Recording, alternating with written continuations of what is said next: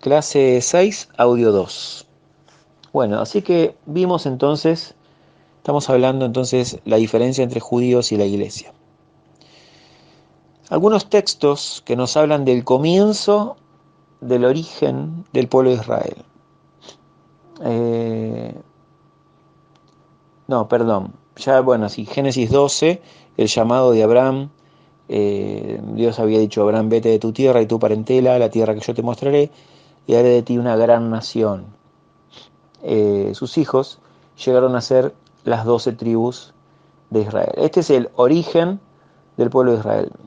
En segundo lugar vamos a ver las promesas. Son 4 cosas que vamos a ver de los judíos y 4 cosas que vamos a ver de la iglesia. El origen, las promesas, las normas de conducta y el destino futuro.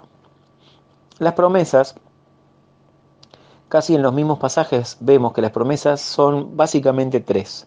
Serían una gran nación, heredarían la tierra y ejercerían dominio sobre otros. Voy a repetir, serían una gran nación, o sea, serían numerosa, heredarían la tierra, o sea, tendrían un lugar, una tierra, un territorio, y por último ejercerían dominio sobre otros. Y esto está hablando de un reino y de un poderío militar. Eso ya lo leímos en Deuteronomio 28. Así que origen, promesas, en tercer lugar las normas de conducta. En los libros de Moisés tenemos todas las leyes, estatutos y ordenanzas de Dios para este pueblo. Hay leyes sociales, leyes dietéticas, de formas de culto, de cómo juzgar personas.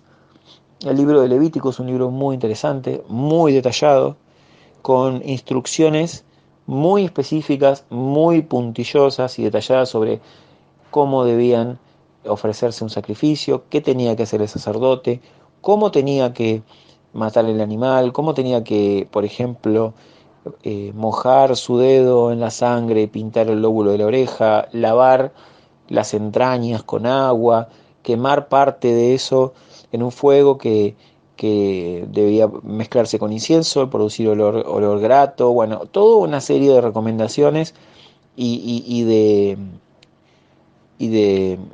pasos para ofrecer los sacrificios que eran muy, pero muy santos, muy, pero muy respetados, tenían que ser exactamente cumplidos.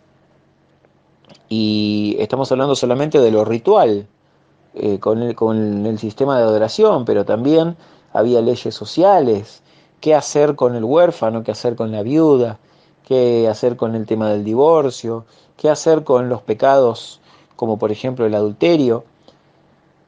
Había también leyes dietéticas, animales que eran limpios, animales que no lo eran. Eh, También había leyes civiles y penales, cómo juzgar a las personas, qué pasaba cuando había un homicidio, cómo se debía tratar al homicida. Todo este gran código penal, código civil, código eh, de alimentos, podríamos decir, también un código eh, religioso, pero más referido al ritual del culto. Todo eso lo encontramos en el Pentateuco, en los primeros 5 libros, a partir de Éxodo. Éxodo y Levítico principalmente, son los libros más eh, llenos y más específicos en todo este tipo de, de mandamientos y de estatutos. Así que aquí tenemos entonces las normas de conducta. Dijimos que eran 4 cosas para cada pueblo: el origen, las promesas, la norma de conducta y por último el destino futuro. El destino futuro. Vamos a ver algunos textos que hablan de ese destino futuro que Dios tiene preparado o tenía preparado para Israel. Ahí en Amós, el libro de Amós, capítulo 9, 14 y 15, vemos que Dios dice así: traeré del cautiverio a mi pueblo Israel, y edificarán ellos las ciudades asoladas, y las habitarán, y plantarán viñas, y beberán el vino de ellas, y harán huertos, y comerán del fruto de ellos. Pues yo los plantaré sobre la tierra, y nunca más serán arrancados de su tierra que yo les di. Así ha dicho Jehová Dios tuyo. Fíjense esa expresión: nunca más serán arrancados de su tierra que yo les di.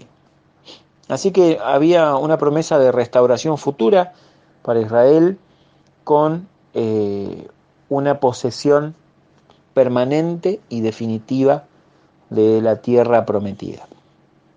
En segundo lugar, podemos ver otro texto, Jeremías 32, del 37 al 41, dice: He aquí que yo los reuniré de todas las tierras, a las cuales los eché con mi furor, y con mi enojo e indignación grande, y los haré volver a este lugar, y los haré habitar seguramente. Y me serán por pueblo, y yo seré a ellos por Dios, y les daré un corazón y un camino, para que me teman perpetuamente, para que tengan bien ellos y sus hijos después de ellos. Y haré con ellos pacto eterno, que no me volveré atrás de hacerles bien. Y pondré mi temor en el corazón de ellos, para que no se aparten de mí, y me alegraré con ellos, haciéndoles bien, y los plantaré en esta tierra en verdad, de todo mi corazón y de toda mi alma. Fíjense que lo que está ocurriendo acá es que en Deuteronomio 28 encontrábamos un pacto condicional de Dios, que decía: si ustedes me obedecen, yo los voy a prosperar en la tierra. Si ustedes no me obedecen, yo los voy a echar de la tierra y voy a traer sobre ustedes un montón de plagas.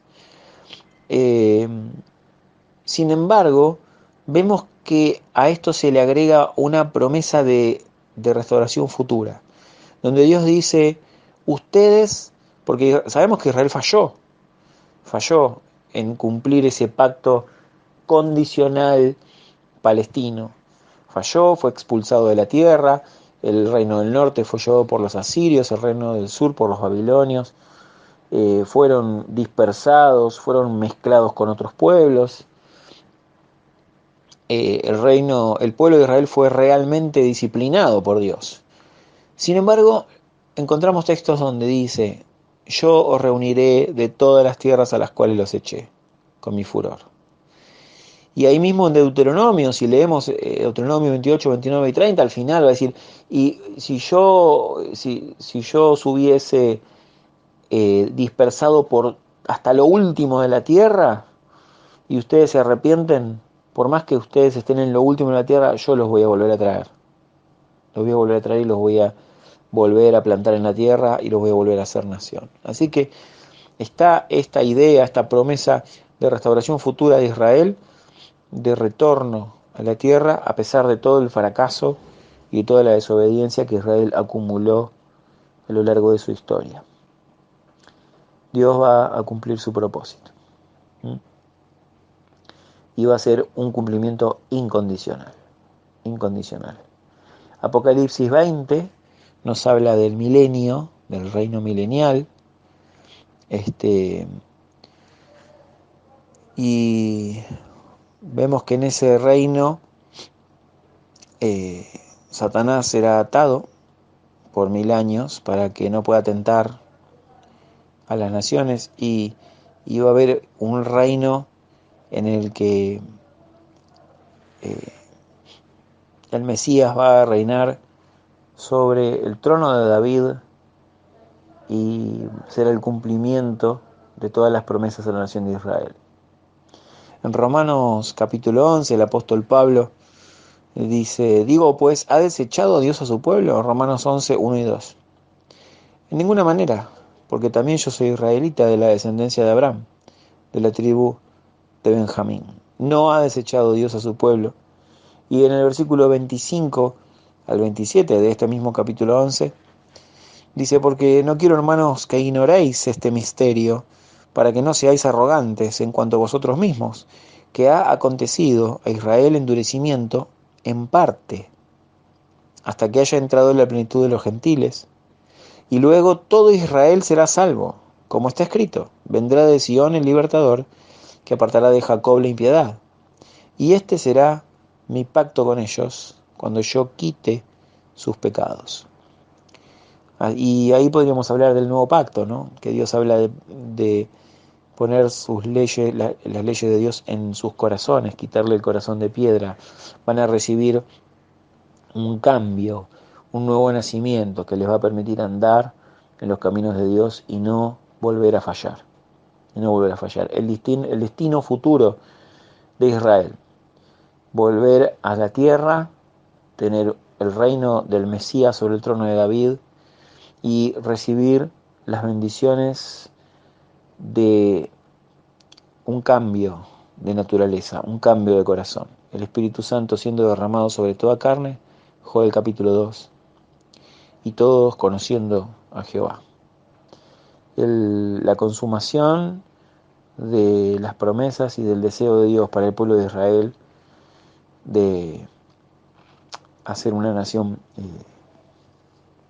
gloriosa. Vamos a seguir en el próximo audio y vamos a hablar de la iglesia.